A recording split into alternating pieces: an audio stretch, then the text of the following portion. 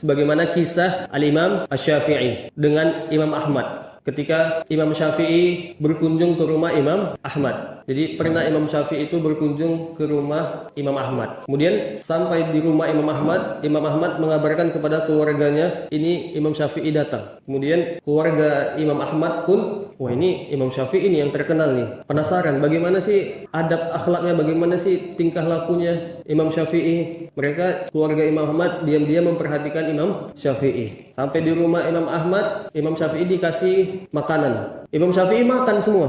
Keluarga Imam Ahmad bingung. Ini kenapa? Katanya ulama itu kan harusnya mengamalkan hadis Nabi Muhammad, bihasabi ibni Adam ukulatun yukimnah biha sulbah. Cukuplah seorang anak Adam itu makan secukupnya yang bisa menegakkan badannya. Ini Imam Syafi'i kenapa makan semuanya? Kenapa makan sampai kenyang, sampai penuh perutnya? Kenapa? Padahal hadis Nabi Muhammad menyebutkan secukupnya saja kalau makan. Nah, ini yang pertama, keanehan. Kemudian Imam Syafi'i larut malam tidur sampai azan subuh. Ini keanehan yang kedua. Keluarga Imam Ahmad bingung. Ini katanya ulama, tapi kok nggak sholat tahajud? Yang lebih aneh lagi yang ketiga, setelah bangun mau sholat subuh, Imam Syafi'i tidak berwudu. Maka ditanyakan kepada Imam Syafi'i, kenapa ini? Kemudian Imam Syafi'i menjelaskan, kenapa aku makan sampai kuhabiskan semua? Jawabannya kenapa?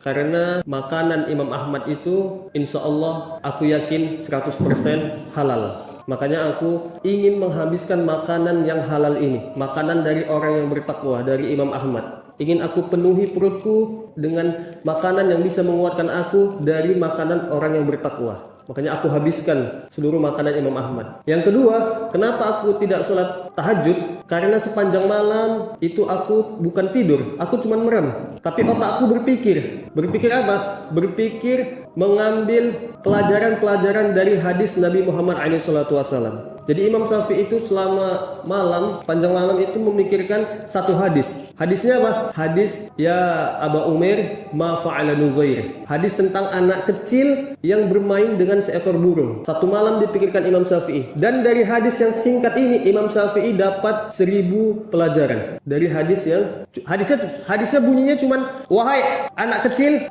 bagaimana kabar burung peliharaanmu? Hadisnya cuman gitu aja. Wahai anak kecil, bagaimana kabar burung peliharaanmu? Tapi satu malam dipikirkan Imam Syafi'i, dan dari hadis yang singkat ini, dari hadis yang kecil ini bisa dipetik, disebutkan sampai 1000 pelajaran. Itu yang kedua jawaban Imam Syafi'i. Yang ketiga, kenapa tidak berwudu? Ya karena memang Imam Syafi'i selama satu malam tidak batal wudunya. Dari habis Isya sampai subuh Imam Syafi'i tidak tidur. Artinya wudunya tidak batal. Kalau wudunya tidak batal ya sudah langsung